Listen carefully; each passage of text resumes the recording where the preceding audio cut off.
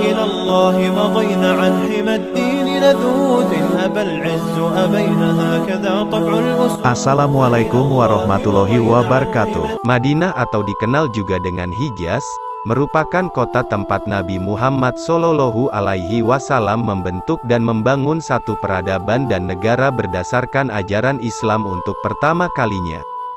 Madinah juga dikenal dengan budaya sunnah, karena banyak dari penduduknya mengetahui serta menyaksikan berbagai sunnah yang dilakukan oleh Rasulullah.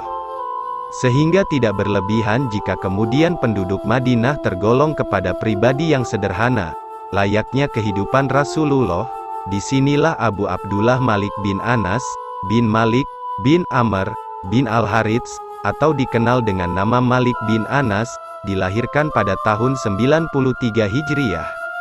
Layaknya seorang anak, Malik kecil sangat suka bermain burung merpati dan juga mendengarkan musik. Gara-gara ini, ia pernah ditegur oleh ayah dan ibunya agar tidak terlena dengan kegemaran tersebut, lantas melupakan pentingnya menuntut ilmu. Diriwayatkan bahwa ia pernah berguru pada 900 orang syekh, di antaranya adalah Rabi'a al-Rayi, Abdurrahman bin Harmus, Nafi al-Dailami, Ibnu Syihab al-Zuhri dan Ja'far as-Sadiq. Imam Malik memiliki keutamaan sebagai seorang yang sangat perhatian terhadap penampilan, namun tetap rendah hati dan tidak menyombongkan ilmunya. Ia sangat senang mengenakan pakaian yang rapi dan berkualitas tinggi.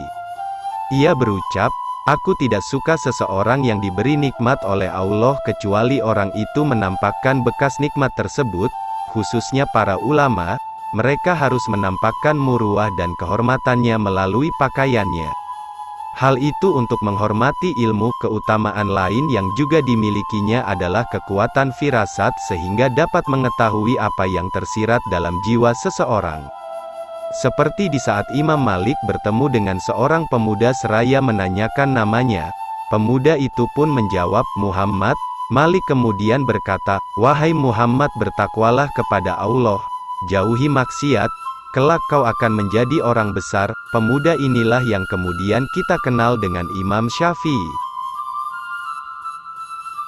Dalam usia belia, Malik sudah mengajar dan menyampaikan fatwa di Masjid Nabawi.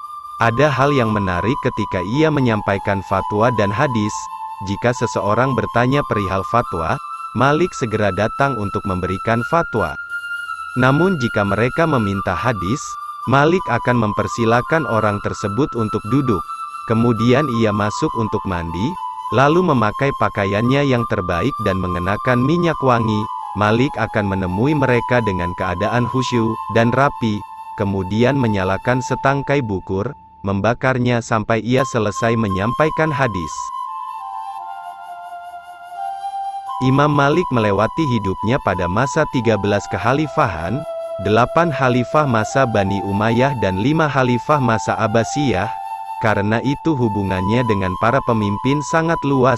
Di hadapan penguasa, Malik adalah seorang guru dan penasihat.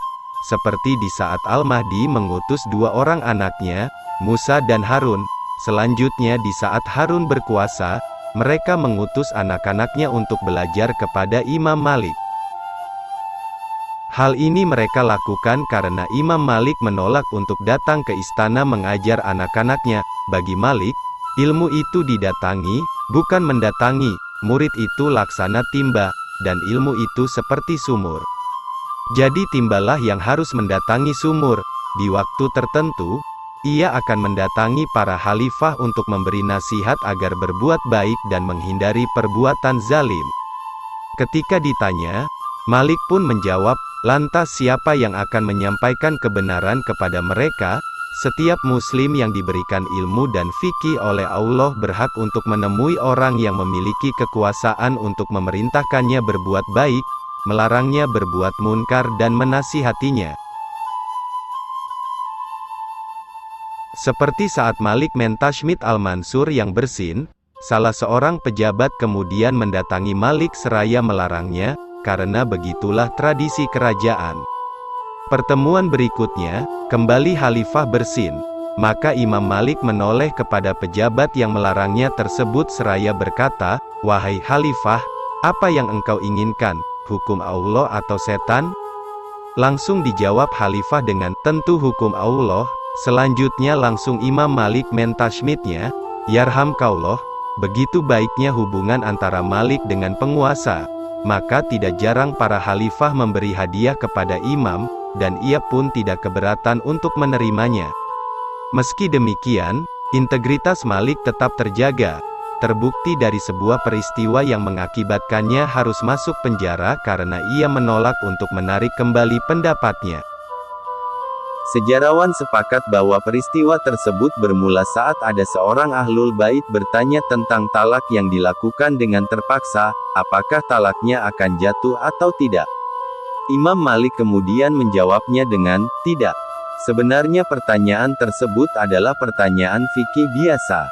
Namun ketika fatwa tersebut ditanyakan pada kondisi politik yang sedang bergejolak, hal tersebut ternyata memicu perdebatan di kalangan masyarakat yang kemudian mengaitkannya dengan persoalan baiat kepada penguasa yang dilakukan dalam keadaan terpaksa, sehingga kesimpulannya adalah baiat tersebut tidak sah.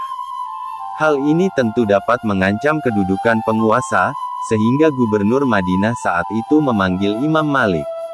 Imam Malik kemudian menjawabnya dengan menyampaikan hadis Rasulullah, telah diangkat dari umatku dosa yang dilakukan karena kesalahan, lupa dan keadaan terpaksa. Kemudian pertanyaan tentang kebolehan membunuh bagi pemberontak. Maka Imam Malik menjawab, boleh membunuh orang yang memberontak kepada khalifah jikalau khalifahnya seperti Umar bin Abdul Aziz, pemimpin yang adil. Kemudian yang lain juga bertanya, bagaimana jika khalifahnya tidak seperti Umar? Maka Malik kembali menjawab dengan, biarkan saja mereka, Allah akan membalas orang zalim dengan orang yang zalim lagi, kemudian Allah akan menghancurkan keduanya. Integritas Imam Malik kembali diuji saat memberikan fatwa kafarat sumpah atas diri Khalifah Harun. Fatwa ini bermula dari sumpah yang tidak dilaksanakan oleh Khalifah, dan hukumannya didasarkan pada Al-Quran. Kemudian Khalifah meminta pendapat para ulama untuk memutuskan kafarat apa yang mesti dilakukannya.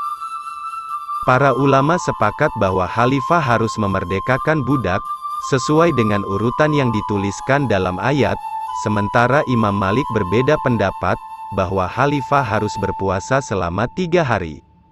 Demi mendengar ini, Khalifah dan ulama lainnya terkejut dan meminta Malik untuk mengemukakan argumentasinya. Malik pun menjawab dengan tegas bahwa harta yang ada di tangan Khalifah bukanlah miliknya melainkan milik umat. Karena itu Khalifah dilarang untuk menafkahkannya untuk kepentingan pribadi.